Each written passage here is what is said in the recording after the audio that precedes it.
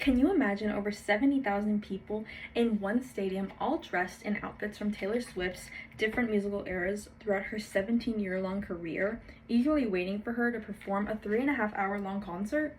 That truly encapsulates the magic of the Eras Tour. So most of us, if not all of us, may know at least one person who tried to go to this concert or did go to this concert. I, for as long as I can remember, have been an active listener, and I know a lot about the economic and cultural effects of this concert. And I'm going to be telling you guys, what is this concert all about? What are the different eras that represent this concert? And thirdly, I will explain the massive impact this tour had on the world. So the tour was created mainly because Taylor Swift had made a few albums in quarantine during COVID time, and then decided to make a new album after COVID. And she didn't get to tour the albums from before, so she didn't know, should I just skip all these albums off and just tour the most recent one, or just like do each one individually? And that's when she came up with the brilliant idea of including all of the albums and dividing the show into a kind of Eras Tour, representing each album from a different point of her career. So to kick off this tour, it started in Glendale, Arizona on March 17th, 2023, and it ended on December 8th, 2024 in Vancouver, Canada. That may not sound like a long time, but it really is for someone who is constantly singing almost every other weekend, maybe 3 nights straight. 44 songs too.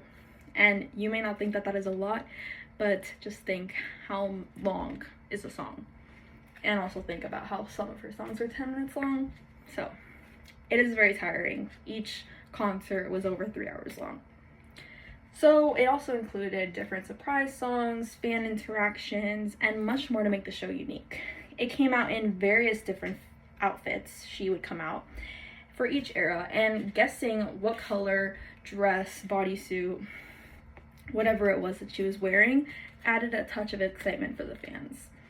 The combination of these things set many records. According to Billboard magazine 2023, the tour grossed over $1 billion, making it the highest grossing tour by a female artist ever. So now that we know what the Eras Tour really is, let's talk about the eras and how each one stands out in the concert. So according to L'Officiel 2023, Taylor Swift's career can be divided into several distinct eras, each marked by a unique sound, style, and thematic focus. The tour goes through 10. Fearless, Speak Now, Red, 1989, Reputation, Lover, Folklore, Evermore, and Midnights. Sorry. She starts off with Lover. It was a very fun start to the show. It's about, obviously, finding love, but celebrating it in all types of forms, romantic, platonic, and especially self-love. Fearless was made in 2008, and it was a lot of country vibes. She was still in her kind of country era. It has a lot of yellow, gold tones. It's about the nostalgia of first loves and growing up. Evermore, the sister album to Folklore, and the storytelling is a lot about solitude and just being alone, because it was made during COVID and quarantine. Speak Now is a self-expression of purple and gowns and princesses, and it's a lot about standing up for yourself. It's a lot of fantasy. Most of her albums are fantasy, but Red was made in 2012, and it adds a little bit of pop. It's starting to add pop, but keeping the countryness to her. Folklore is the sister album to Evermore, and it's a lot about loss, grief, and it's her first indie folk album. It was made during the pandemic as well, so the storytelling and the creativity in this album is unmatched to me. In 1989, which is the year she was born, she made this album. It's probably the one that most people know. It's her most popular album, has the most hits, and it really just shows her transition into pop music. Midnights is the closing album in the tour. It ends the whole show, and this one is her most recent album.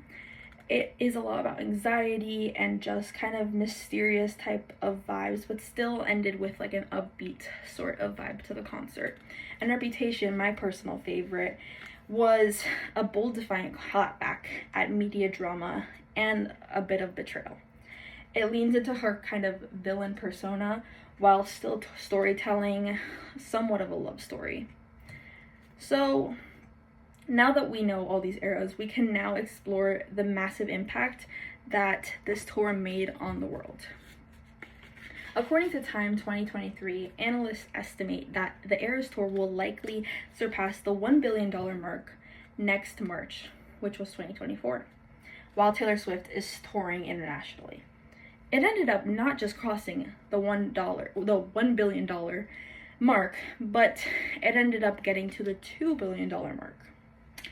The Eras Tour inspired many viral social media trends, like transition videos to different outfits of just any lyrics of any song, friendship bracelets that people would exchange right before the concert would start, and it made a very big cultural impact.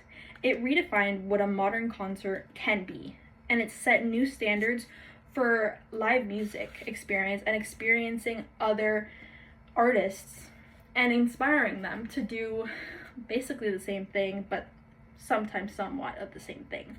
Katy Perry is a very big example of that. She created the Lifetimes tour, which sounds almost exactly the same.